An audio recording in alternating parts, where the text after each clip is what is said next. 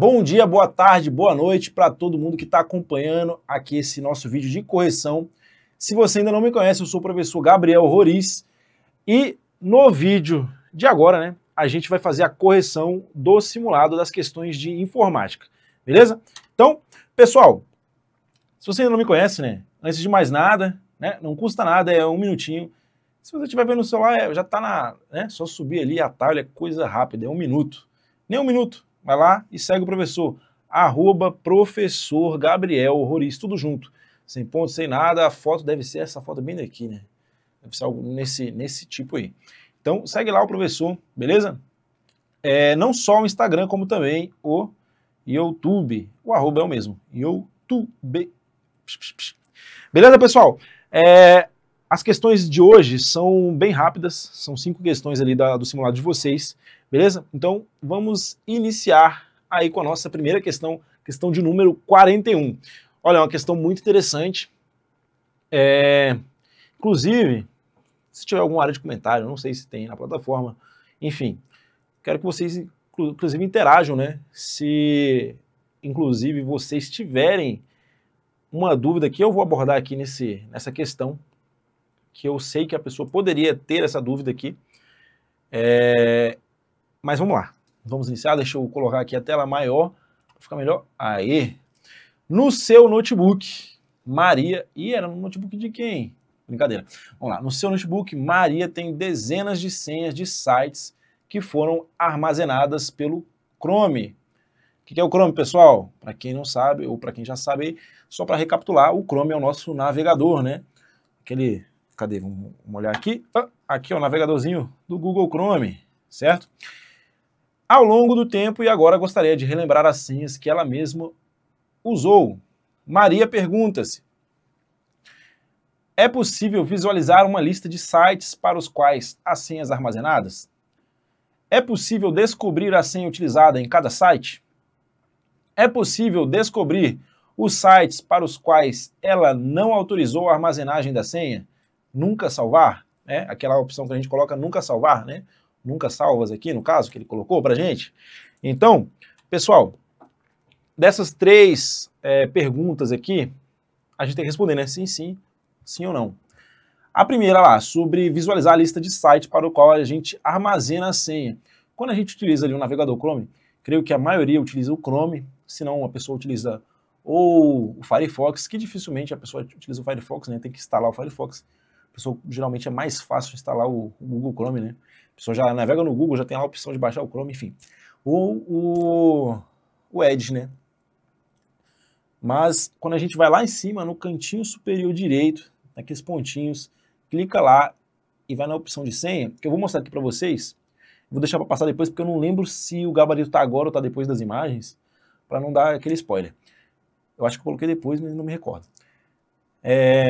Quando você vai lá no cantinho e clica, aí você tem as senhas lá no seu computador que você salvou, você consegue observar tanto a lista dos sites que você guardou as senhas, como você pode clicar em uma dessas credenciais, né? Você clica ali no site tal que você salvou a senha, você consegue observar o usuário e a senha utilizada, né? Claro, às vezes pede uma senha ali do administrador do computador para poder liberar essa visualização.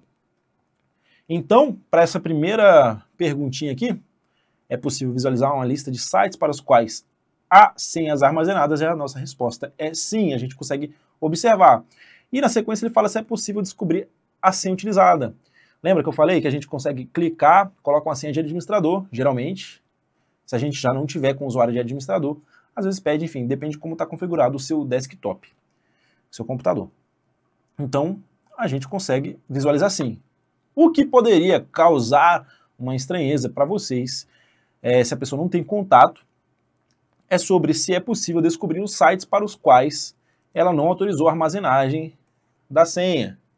Pessoal, quando vamos lá, se a gente fizer uma lógica rapidinho aqui, para só pensar como é que funciona, né? Se caiu uma questão parecida, você pensar na lógica por trás, você consegue acertar mesmo sem saber. Porque assim, quando você chega lá no site, e aí você coloca a sua senha, né, seu login, seu e-mail, sua senha, e aí o site lá pergunta se você, parece um pop-upzinho lá em cima, né, uma mensagem. Você quer salvar essa senha? Aí você vai lá e coloca nunca salvar. E aí o site nunca mais vai perguntar se você quer salvar aquela senha, sempre vai pedir para você colocar a senha lá. Ele nunca mais vai pedir. Ou seja, ele não vai salvar e não vai pedir mais para salvar. Mas como é que o navegador sabe isso? Né? Ele tem que guardar essas informações para poder ele saber que ele não deve mais fazer essa pergunta ali naquele momento que você vai estar acessando aquele site, beleza? Então, sendo assim, com essa analogia, com esse pensamento, você responderia que sim, né? A gente consegue sim. Pode não ser intuitivo ali de primeira. Às vezes, se você apagou ali um registro, o histórico ali, você não vai conseguir observar. Mas eu coloquei esse print aqui para vocês. Eu baixei o banco de dados, na pastinha do banco de dados. Eu acho que eu só não vou olhar aqui agora, porque senão pode ser que eu mostre alguma pasta que, né, o computador não é meu, enfim.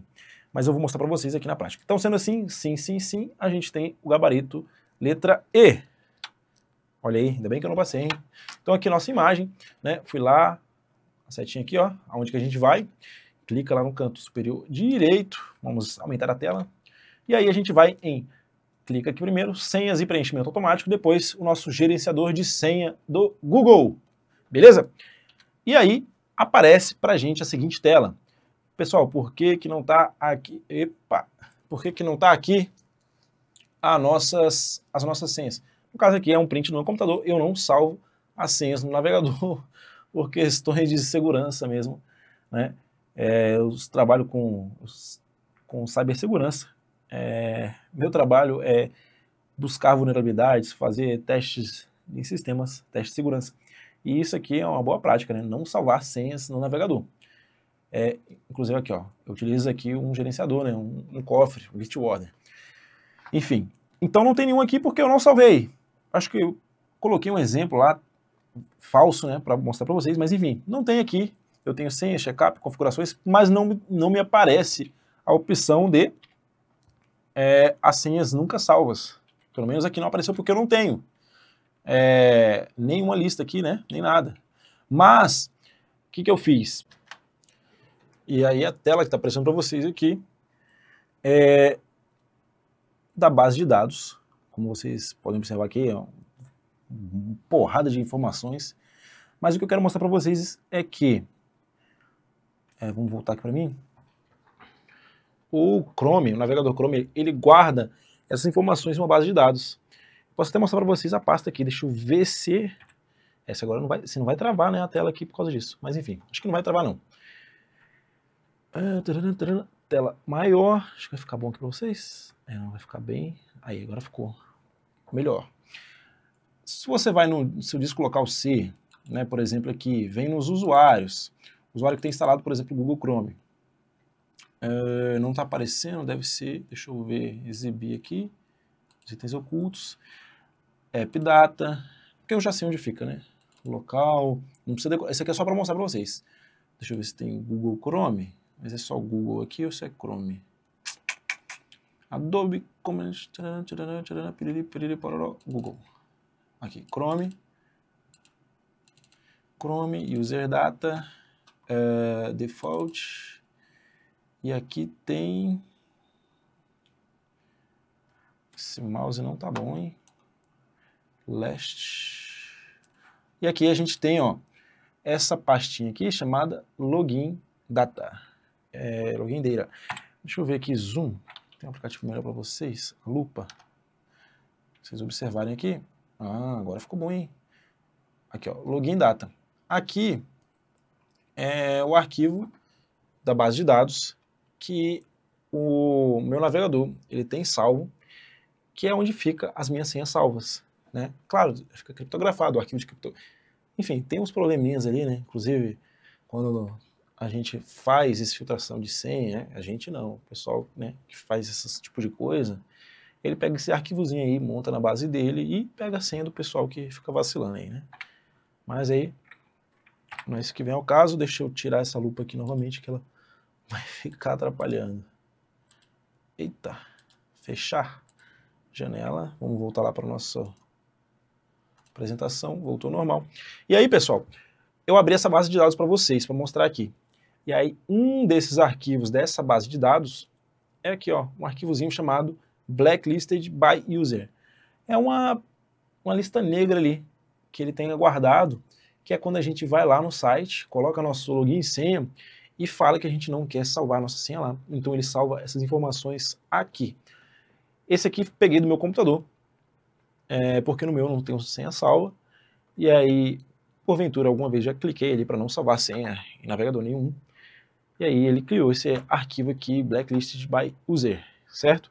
Então a gente tem o nosso gabarito ali, né, como sim, sim e sim, para a nossa questão número 41. Se você ficou com alguma dúvida, pode chamar lá no Instagram, falar o que você pensa, seus choros, lamentações, e a gente debate sobre isso aí, beleza? Então vamos lá para a nossa questão de número 42. O trabalho de Maria faz com que ela edite documentos, lide com aplicativos específicos e envie/responda diversos e-mails ao longo do dia. Assim, ela decidiu incrementar a tela do seu computador de mesa por meio da utilização de um segundo monitor físico. Ou seja, ela decidiu ampliar, né, aumentar. E aí a letra A fala assim, no Windows 10, para configurar a disposição das telas, Maria precisou abrir visão de tarefas na barra de tarefas e acionar a opção nova área de trabalho. Pessoal, por que isso aqui está errado? Porque quando a gente faz isso, para a gente abrir aqui, cadê a visão de tarefas? A gente já pode apertar o atalho aqui, Alt Tab. Se essa não aparecer nada que não devia, aí aparece isso aqui. Ela está falando do Windows, só que isso aqui é o Windows 10, né? Que ela está falando aqui. Esse aqui não aparece porque não deve ser o Windows 10. Mas aí apareceria a opção nova área de trabalho bem aqui. E isso que a gente acabou de abrir é a nossa visão de tarefas. Se a gente aperta em nova área de trabalho, a gente criaria outra nova área de trabalho limpa aqui para a gente poder utilizar. E não é isso que ela está querendo. Ela está adicionando um segundo monitor. Ela tem que utilizar as configurações para poder ajustar aquele monitor no lado esquerdo ou direito, em cima ou embaixo, onde ela quiser, para poder utilizar de acordo com como ela desejar, né? Ela fala que edita documentos, enfim. E a letra B vai falar assim, utilizar o menu configurações e sistema. É o item correto, é o nosso gabarito. Eu vou mostrar por quê para vocês. Porque a gente vai em configurações, vai em sistema e a gente ajusta a tela para configurar do jeito que a gente quiser. Vou mostrar na imagem para vocês. A letra C fala sobre fazer o download e instalar o recurso que permite essa utilização. Pessoal, não precisa fazer download. Quando a gente quer conectar um segundo monitor no nosso computador, a gente só conecta o HDMI, dependendo da configuração padrão ali, ele automaticamente vai duplicar a sua área de trabalho, você vai estar com a mesma tela nas duas áreas de trabalho, você pode ir lá, pode inclusive utilizar a tecla de atalho Windows mais P, né, lembra de projetar, de project, e aí você pode, não vai aparecer aqui para vocês, vai ficar meio ruim, porque esse aqui não é o Windows, novo Windows aqui, mas aí você consegue observar aqui em cima as opções da projeção, então você consegue estender somente segunda tela, por aí vai. Então isso aqui está incorreto, está errado. Letra D, usar a ferramenta de captura do Windows. Pessoal, para usar a ferramenta de captura do Windows, a gente pode utilizar o quê? A tecla de atalho Windows mais Shift mais S. Olha aí, apareceu para vocês, então seleciono aqui, faço uma captura de tela e eu utilizo esse recurso. Mas isso não é para poder eu incrementar, né, uma segunda tela na minha área de trabalho aqui, no meu computador pessoal. Também não tem nada a ver, isso aqui tem a ver com outra coisa, um recurso. E a letra E fala de utilizar o aplicativo gerenciador de tarefas na barra de tarefas. Pessoal, o gerenciador de tarefas, a gente vai ver os processos em execução, a gente vai ver as memórias, a gente vai ver justamente isso aqui. Eu vou apertar a tecla de atalho Ctrl mais Shift mais ESC e vai abrir para a gente o nosso gerenciador de tarefas. Então eu consigo ver os processos, o desempenho e algum histórico de aplicativos, inclusive a inicialização de aplicativos do meu computador. Beleza? Isso aqui é uma questão que cai bastante no curso. É muito interessante que os alunos saibam sobre o atalho e para que serve, para que funciona esse gerenciador de tarefas. Então, sem mais delongas, vamos lá, né? A gente já tem nosso gabarito, vou mostrar para vocês ali a parte de configurações de sistema. A gente vai lá em sistema, né, nas nossas configurações, clica em configurações primeiro, aí vai aparecer essa telinha, esse aqui no Windows 11, esse computador que eu tirei o print é o meu computador. E aí a gente tem a opção aqui, tela. né? Tela, olha aqui, tela, tudo rabiscado, tela. E aí a gente vai lá, clicando nela, a gente tem a opção de alterar a escala. Eu estava só com uma tela, né? Tirei o print do que eu tinha. Se tivesse duas telas, ele ia me mostrar tela 1, tela 2. Eu consigo identificar qual tela é qual tela. Aparece um númerozinho para mim na tela. E por aí vai. Aqui eu faço todas as configurações, né? Sistema, certo? Configurações e sistema. E dentro de sistema eu tenho tela. Beleza? Que foi aqui o nosso gabarito. Show de bola? Vamos lá para a nossa questão de número 43. Considere, essa aqui é bacana, hein? Considere uma planilha do Excel ou LibreOffice Calc que contém as células A1, A2 e A3, respectivamente com os valores tais, e na célula B1, B2 e B3, respectivamente os valores 12, 18 e 25. Então ele fala que na célula C2 foi digitada a seguinte fórmula. Então a gente tem essa seguinte fórmula aqui, né? Coloquei até para vocês aqui no próprio Excel, mas como eu não vou botar o Excel aqui, vou fazer na mão com vocês. Vou botar aqui A, B e C, e eu vou só até a 3, né? 1, 2 e 3. Então, eu tenho A, B e C. 1, 2 e 3. Deixa eu fechar aqui, beleza? E aí ele fala pra gente que na célula A1 eu tenho o valor A1, A2 e A3, né, que é A1, A2 e A3, eu tenho os seguintes valores, 10, 20 e 30, certo? E na célula B1, B2 e B3, eu tenho respectivamente os valores 12, 18 e 25.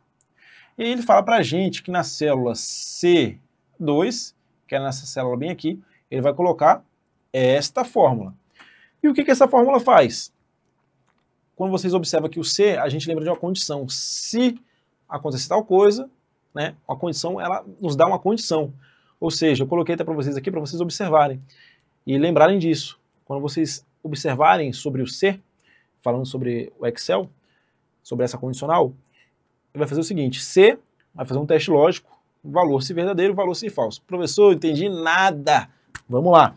Seguinte, como é que eu vou ler isso?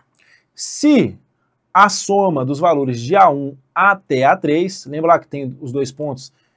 Eu vou utilizar isso daqui, né? Ou seja, de A1 até A3, certo? Ou seja, começa em A1, deixa eu colocar outra cor aqui, vai ficar mais didático para vocês.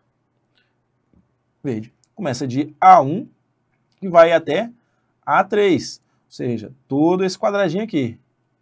Então, se a soma de A1 até a soma de A3 for maior que, esse sinal de maior que, a soma de B1 até a soma de B3, então vamos lá, né? Olha aí, amarelinho agora, azul, azul. B1, certo? Até B3, qual que é o B3 aqui? Que tem um ponto e vírgula, então. Ou seja, se a soma desse valor aqui, valor x, for maior do que y, aí ele coloca aqui, soma B2 mais B2 e B3, né? B2 e B3 é o quê? B2, que é isso aqui. Deixa eu pegar um amarelo agora. Eita, vai virar uma sopa de cores. B2 até B3. Ou seja, se essa condição ela for ok, então eu vou somar B2 com B3, que vai ser o quê? 18 mais 25. Eita, ficou ruim aqui para enxergar, né? Mas vocês vão entender. Vou colocar ali melhor depois. Se não for, se essa condição não for estabelecida, se A1 até A3 aqui não for maior do que, né? Se x não for maior do que y, coloquei ele no cantinho, vamos aumentar a tela. Se x não for maior do que y, então, né, separado por ponto e vírgula aqui, nosso teste lógico, o resultado da célula C2 vai ser o quê? A soma de A1 até A3. A1 até A3, que dá 10 mais 20 mais 30, 60. 18 mais 25, bota aqui, ó, 18, mas faz igual a Teteia, né? 5, 5, 10, 11, 12, 13, 43. Certo? Ou seja, Deixa eu mudar a cor aqui para ficar melhor para vocês. Se x for maior que y, é 43. Né? 43. Se não, 60. Certo? Então, esse teste lógico, eles nos diz basicamente isso. Se a soma de A1 até A3 for maior do que a soma de B1 até B3, eu quero que apareça o valor da soma de B2 até B3, que no caso aqui é 43, que eu já fiz a soma aqui. Se não, vai ser a soma de A1 até A3, que é 60, que a gente fez junto aqui agora também. Então, pessoal, para isso a gente tem que fazer o quê? Calcular só, né? A primeira condição, A1 até A3, eu já sei que é 60, né? Porque eu fiz o cálculo ali. E B1 até B3, B1 até B3, eu sei que 18 mais 25, que era o que eu tinha aqui, dá 43. Então eu só tenho que somar 43 com 12, né? Que é o que restava aqui em cima. 2 mais 3, 5. 4 mais 1, 5, 55. Ou seja, 55, ele é maior do que 60, ele é maior do que 55? Sim, ele é. Sendo assim, 43.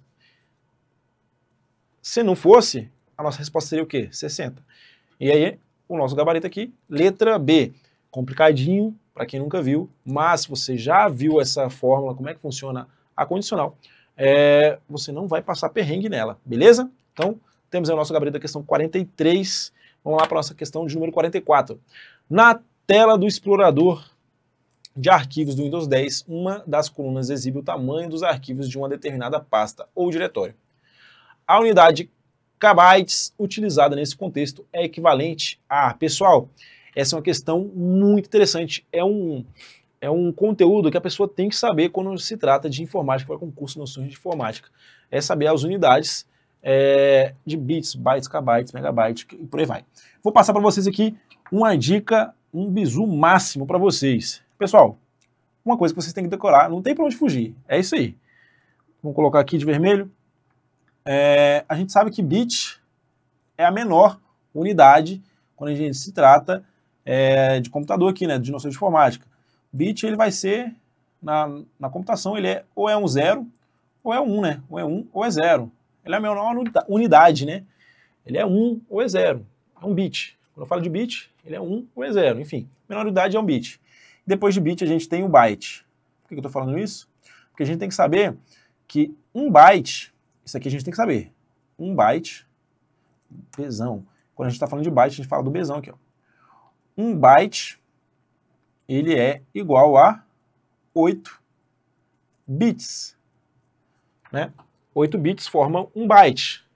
Se vocês pegarem até aqui o 8, a gente lembra que o 8, ele parece um B grandão, né? Lembra um byte, né? Enfim, a gente consegue fazer essa analogia aqui. B, um byte, lembra esse B, lembra o 8. Gambiarra, né? É para lembrar. Lembra o 8 que você lembra que é 8 bits, né? Um byte vale 8 bits. Beleza, se um byte vale 8 bits, a gente tem que lembrar outra coisa. 1, 2, 3, 4, 5, 6, 7, 8. Esse aqui eu tenho 8 bits. Esse bit, ele pode ser ou 0, ou 1, ou 0, ou 1, ou 0, ou 1, ou 0, ou 1. Ele pode ser um ou outra coisa, né? 0, ou 1, ou 0, ou 1. Ou seja, cada um deles tem duas possibilidades. Certo? E aí, se a gente calcular a quantidade de possibilidades que eu tenho dentro de um byte, é só multiplicar. 2 vezes 2 vezes 2 vezes 2, ou seja, 2 vezes 2, 4. 2 vezes 4, 8. 2 vezes 8, 16. 2 vezes 16, 32. 2 vezes 32, 64. 2 vezes 64, 128. 2 vezes 128, 256. 256. Ou seja, um byte também ele tem 256 possibilidades de caracteres, que é o que a gente tem de caracteres da tabela ASCII, que, enfim, é mais um conhecimento aí para vocês, beleza? E aí, pessoal, quando a gente está falando de bits, bytes, terabytes, vou passar agora a dica para vocês nunca esquecerem. Vamos decorar os 7 primeiros, né? 1, 2, 3, 4, 5, 6, 7. Pessoal, se eu tenho 7, o central, né, o do meio aqui, como o próprio nome diz, do meio é do meio. Começa com M, de mega, e como a gente está falando de bytes, é megabytes. Ele está no meio. A gente sabe que bit é a menor unidade, então a gente coloca aqui o bit. E depois do bit a gente sabe que vem um byte, que é o subsequente. A gente bota o Bzão. E aí, a gente olha aqui, entre eles, o que está faltando, né? A gente olha para cá e fala, cadê? Cadê o que está aqui dentro? Cadê o que está aqui no meio? Lá ele. E aí a gente coloca o quê? Cadê? Começa com K. Mas como a gente está falando de bytes, então é o nosso kbyte. Beleza? E aí, pessoal, vamos lá. A gente está faltando ainda aqui na frente, certo? Vamos fazer o seguinte, seguinte analogia. Se a gente estivesse falando de roupa, né? Na roupa a gente tem os tamanhos, aqui são os tamanhos pequenos, aqui a gente tem o tamanho médio, e depois a gente tem o quê? O tamanho grande que falta, né? Então a gente tem aqui o grande. Só que como a gente está falando de bytes, todos eles aqui são bytes. E aí, ó, pessoal, vocês já tem quase todos, só está faltando os últimos aqui. Só que você chega nesse ponto e fala, caraca, sem ter muito conhecimento, só pegando pequenas analogias, já consegui aprender isso aqui.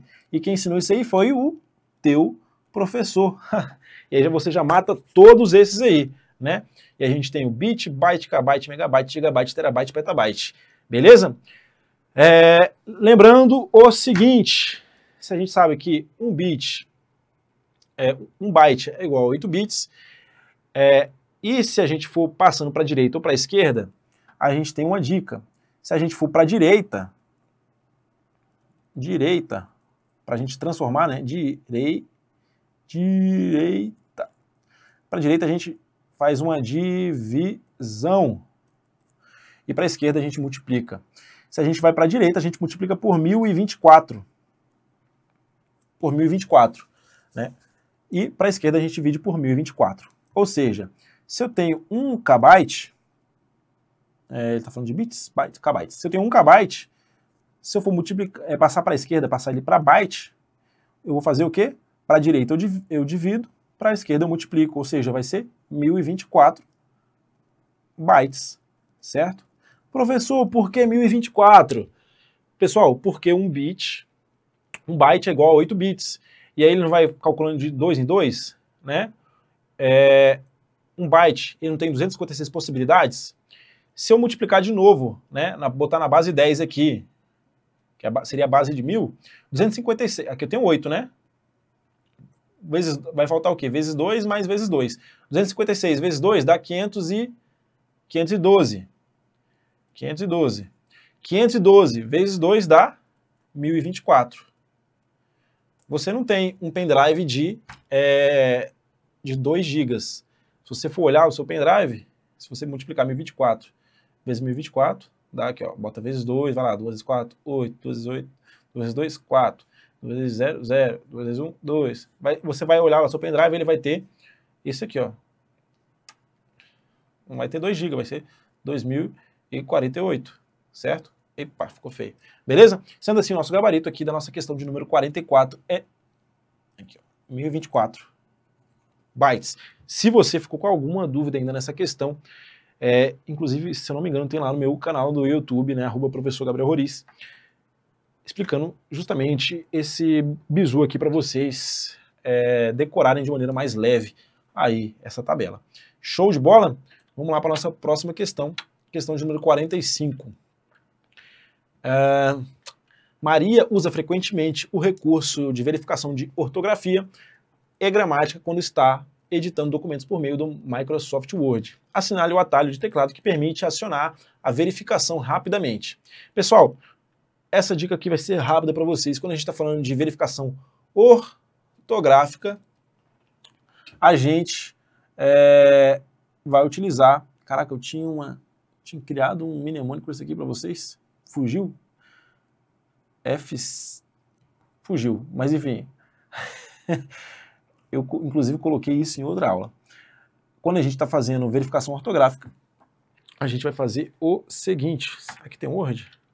Deixa eu colocar o Word para vocês. Só que antes de entrar no aplicativo propriamente dito, deixa eu mudar a tela aqui para gente. Tem até umas questões aqui, hein? Tem umas questões aqui. Cadê? Tomara que não tenha nenhum atalho para parar a gravação aqui agora. Cadê? Foi. Vamos lá. Aí. Abriu aqui uma Nem sei se era, enfim, tá aberto aí. Quando a gente for lá e apertar o seguinte atalho, o atalho F7, ele vai fazer o seguinte. Ele já vai abrir automaticamente pra gente a parte de ortografia. Eu ia falar pra gente, né, pensar com F de fala, mas aí ele colocou o F5 ali e acabou estragando a questão pra gente. Vou botar essa dica aí, mas vocês lembram do F7, que ele vai ajudar a fazer isso e abre diretamente aqui a nossa parte de revisão e ortografia, que na mão é aqui. Mas no teclado a gente aperta o F7 e a gente utiliza este recurso. Podia ter aberto de novo, né, para vocês mostrar que esses outros atalhos não vai funcionar para nada disso. Mas para não ficar mais longo a nossa resolução, a gente termina por aqui, né? O slide passou e eu sofri calado. O pessoal que sofreu, o pessoal não sofra. Pode ir lá no meu Instagram, @professor. Não vou escrever de novo, não. Já foi lá no começo. Vou escrever assim, para quem ficou até o final, @professor, tudo junto, @professor Gabriel. Não adiantou nada escrever, né? Não dá para entender nada. Roriz com Z. Pessoal, só seguir lá, perguntar, na medida do possível eu vou respondendo, né? Que tem muita demanda ali, no caso de fazendo aula, dar um trabalho, mas eu respondo todo mundo. O pessoal tem alguma dúvida, eu vou lá, direciono um vídeo para a pessoa aprender. Mas é isso aí, pessoal. Até a próxima. Valeu!